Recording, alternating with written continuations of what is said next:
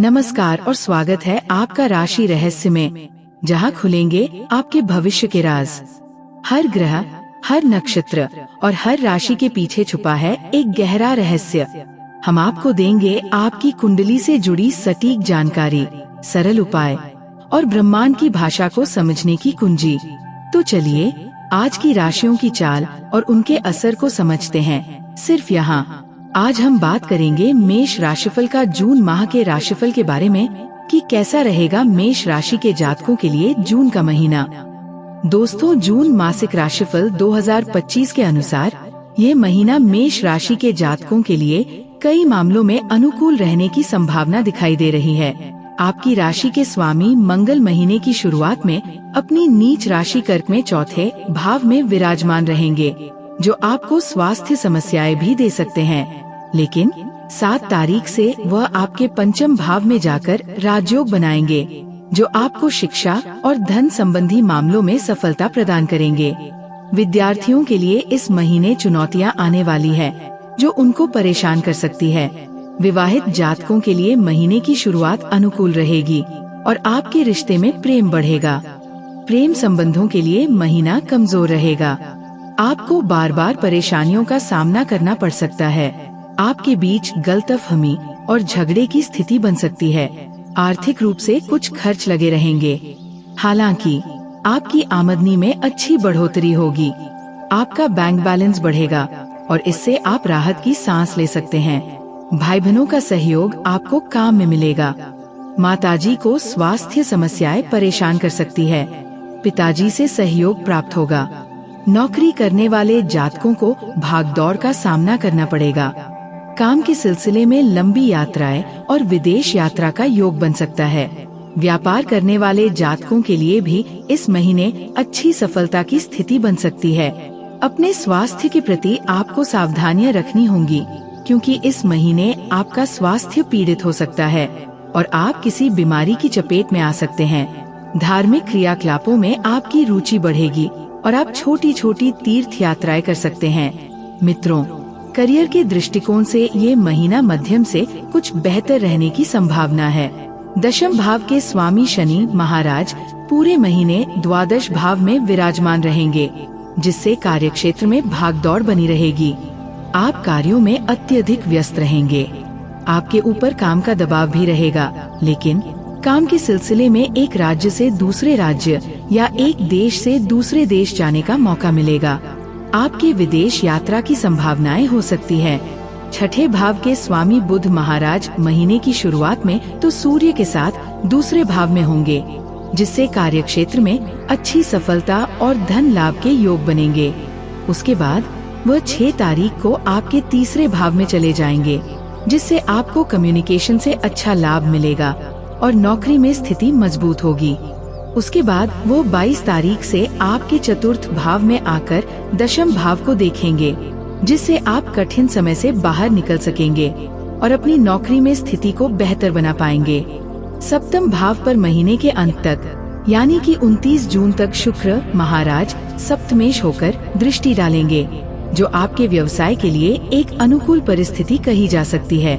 इसके अतिरिक्त बृहस्पति महाराज की अमृत दृष्टि भी सप्तम भाव पर होगी, जिससे व्यापार में निरंतर उन्नति के योग बनेंगे और आपके व्यापार में अच्छी स्थितियां देखने को मिलेंगी।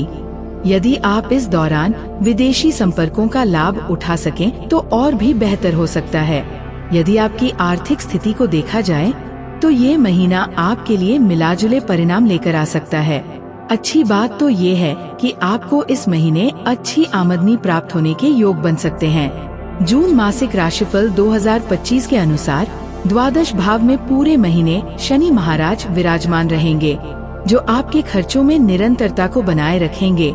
इसलिए इस महीने खर्च तो लगे रहने वाले हैं, लेकिन पूरे महीने एकादश भाव में राहु महाराज विराजमान रहेंगे, जो न केवल आपकी इच्छाओं की पूर्ति करेंगे, बल्कि आमदनी में भी लगातार बढ़ोतरी करते जाएंगे।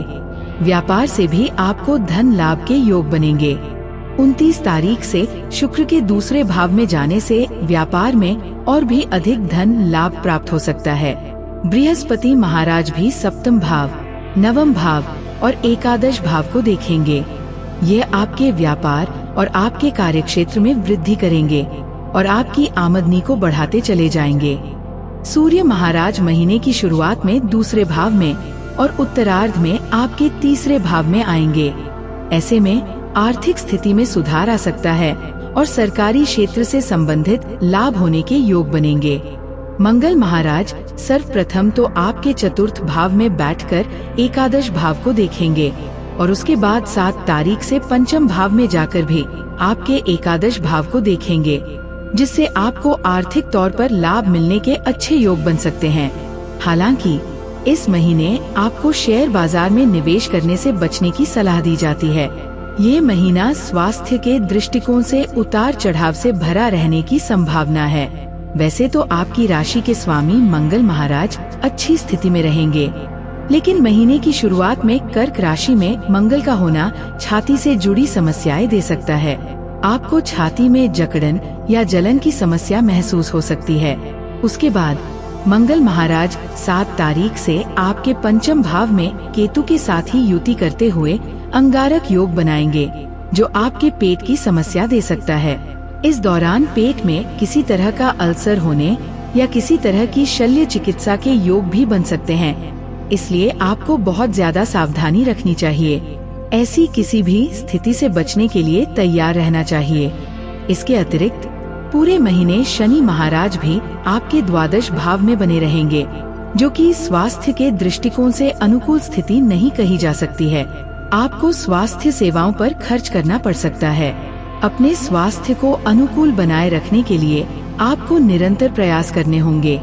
नई दिनचर्याओं को अपनाएं और सुबह की सैर करें, जिससे आपको लाभ मिलेगा। ज्यादा से ज्यादा पौष्टिक भोजन करें और एक बार में पूरा पेट भरकर भोजन न करें, बल्कि थोड़े थोड़े समय पर थोड़ा थोड़ा भोजन करें। इससे पाचन तंत्र में सुधार आएगा और पेट से जुड़ी समस्याओं में कमी आ सकती है।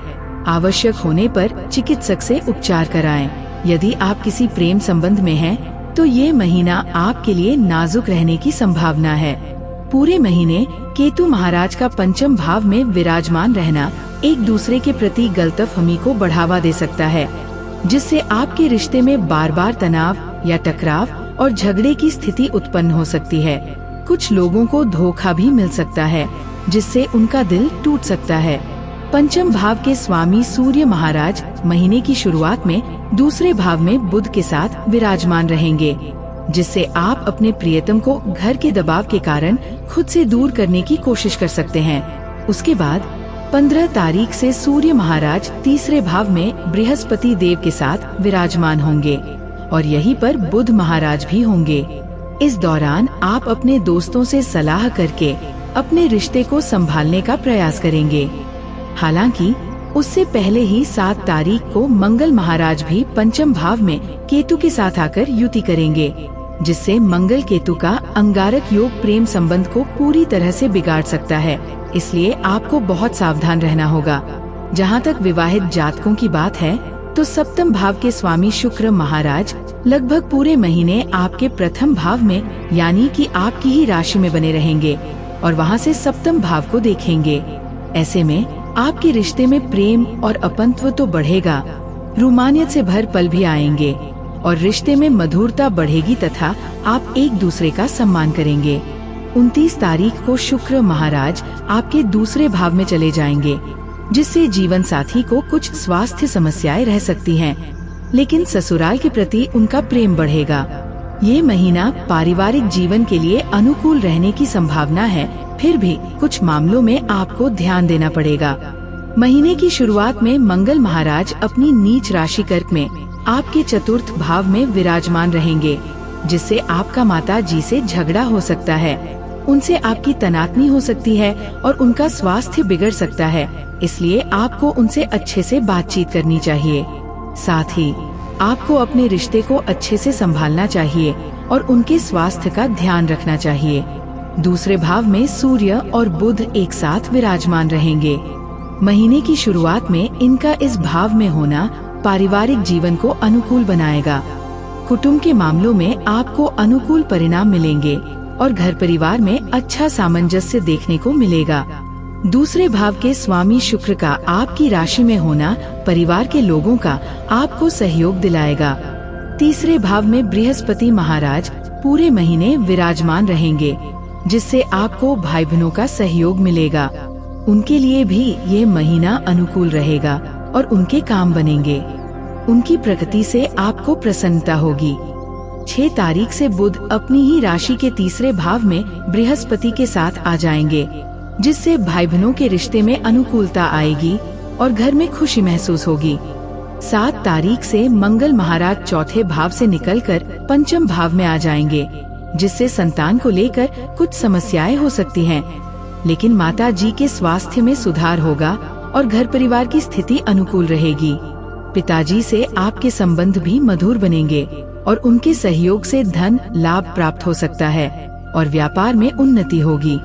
अब हम जानते हैं कि जून माह में आपको कौन से उपाय करने चाहिए जो आपके लिए मददगार साबित हो सकते हैं।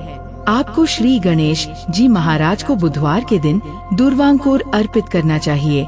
आपको प्रत्येक रविवार को सूर्य देव को लाल कुमकुम मिलाकर तांबे के पात्र से अर्घ्य देना चाहिए।